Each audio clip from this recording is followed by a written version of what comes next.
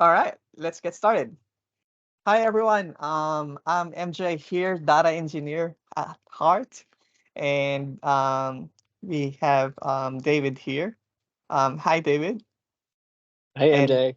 hey, and we're here to talk about different deployment models. ChatGPT, LLMs, Gen AI models, and like what are the actual different options you have out there? And we're here to talk about just that here at our podcast, our channel called Database. So over to you, David. Yeah, thanks MJ. I've been kind of we've been trying to actually dive deep into the vector database, tokens, semantic kernel, planner, etc. But as we discussed last time, I think it's probably better if we just like take a high level view about what's kind of available out there at the moment. So hopefully that will give our audience a bit of like a better understanding about, okay, these are different things that they can potentially do, and I also like show like a short demo about uh, like local deployment versus calling API, things like that. Yeah. So yeah. All right. I guess I'll just jump into it then. Yes. Go Let on. me let me share my screen. Let me know when you can see it. I can see it, David. Yeah, cool. Um, so I thought, well, Sorry, can you just maximize the browser? yep, Yeah. No, all good. yep, cool. Um, yeah, we'll start with Hugging Face because it's just one of those like platforms that kind of currently stores so many different models, whether it's like Gen AI models like a transformer, like diffuser, or some of the more kind of traditional models as well. One thing that I quite like about the documentation in Hugging Face as well is actually dive into a bit of detail. So we're still on the Llama 2.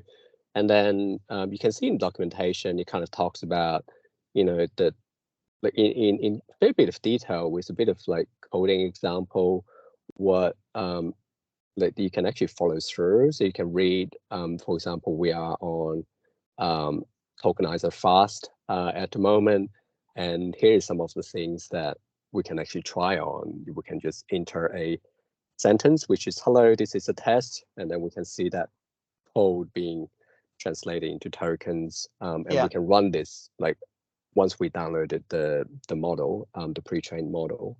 Um, Yeah. Similar to other apps like Kaggle, right, which is more like yeah, a yep, repository for data sets, and then you that's got right. like Arxiv, which is more all the research papers are out there.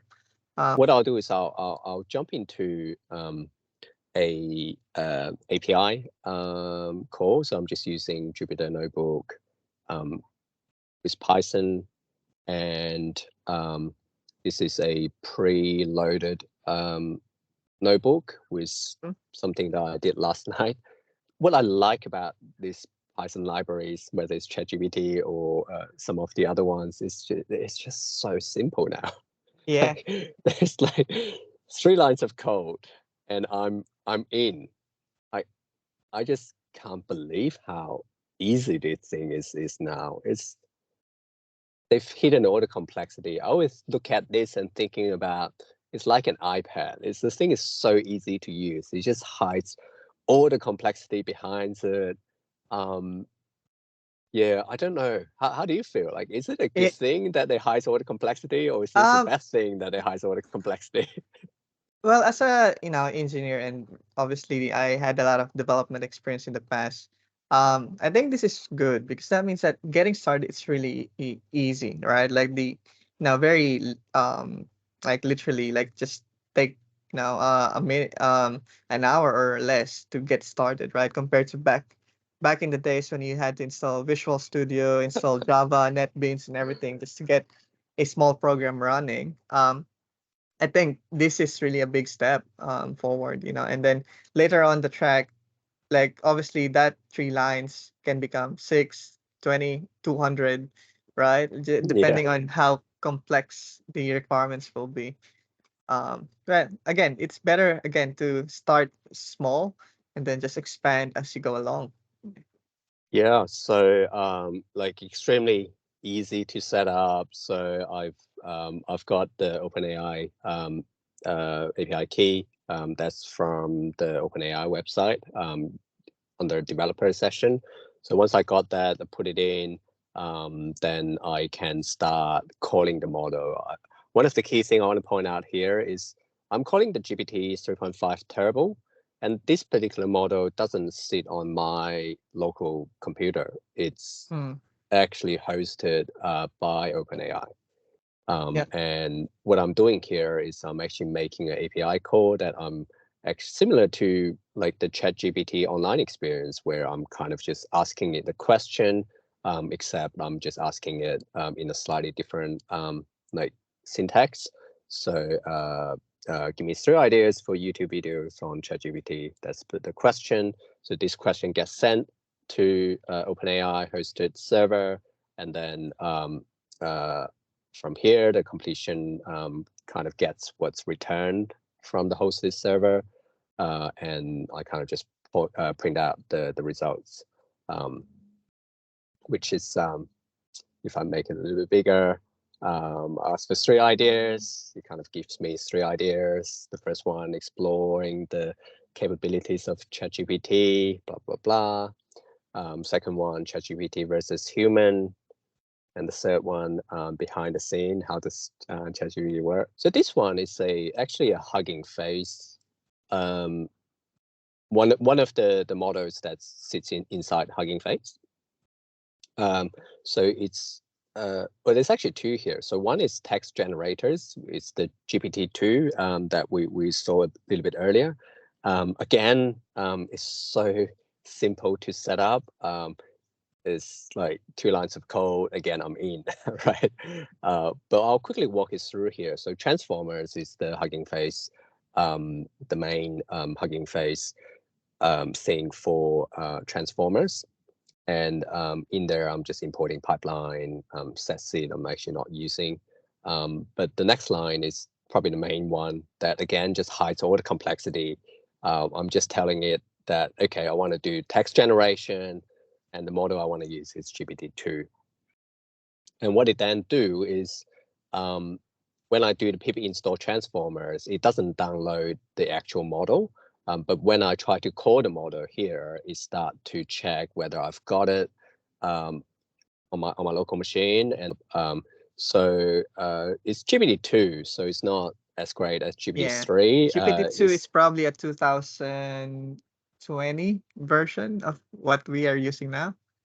And you can tell, right? Because this thing kind of generates things. It doesn't answer my questions. It's still text generation. Yeah. The one that's like guessing the next thing, like just trying to fill in what's next. Exactly. I remember that one. Yep. Yeah, so I type in like initiated the conversation like Harry Potter is, and I set the max length to be 20, and just give me one, like return 1 sequence. I can change this to 5, and then it will generate 5 different sequences, and I can pick the one I like. So the one that it generated is Harry Potter is the worst thing that ever happened to a young wizard. Yeah. So the next one is probably a bit more interesting, like for me at least. So it's the text to image. So I'm using the stable diffusion model. Oh yeah. 1.5 here. So that one is actually available. So instead of loading transformers, I'm using diffusers. So this is a model where I can give it a text and it will actually generate a image for me. So I won't go into too much detail here. What happens is I give it a prompt, a photo of motorcycle parked on a busy street in Shanghai. And the model then does the job, and then here's the result I'm wow. getting. But yeah, like if you look at the latest Midjourney or DALL-E 3, like they've come so long way from what I'm seeing at the moment with this version of stable diffusion.